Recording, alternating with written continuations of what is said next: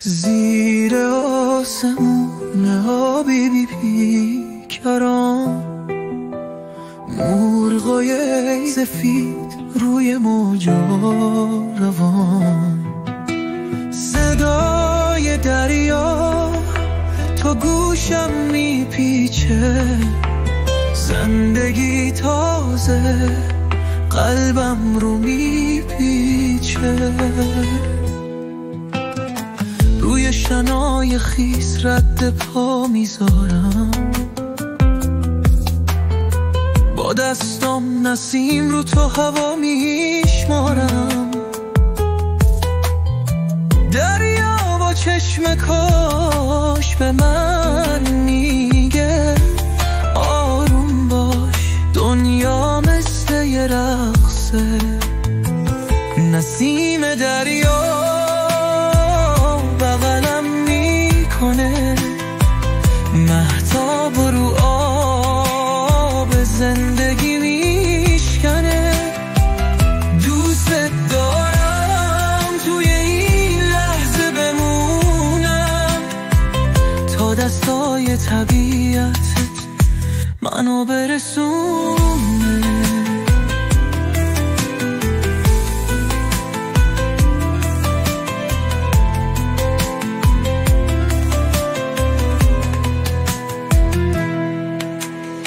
صداهای مرغان از دور میاد،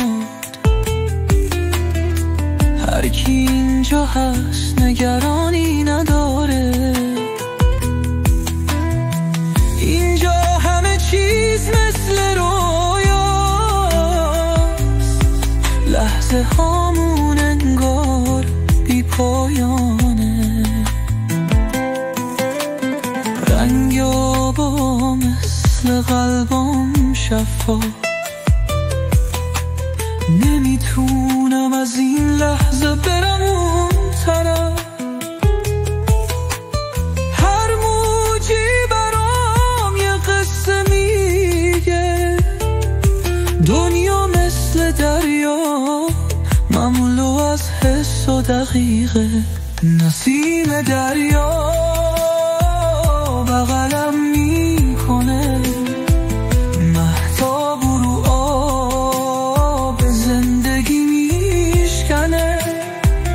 دوست دارم توی این لحظه بمونم، تا دستای طبیعت منو برسونه.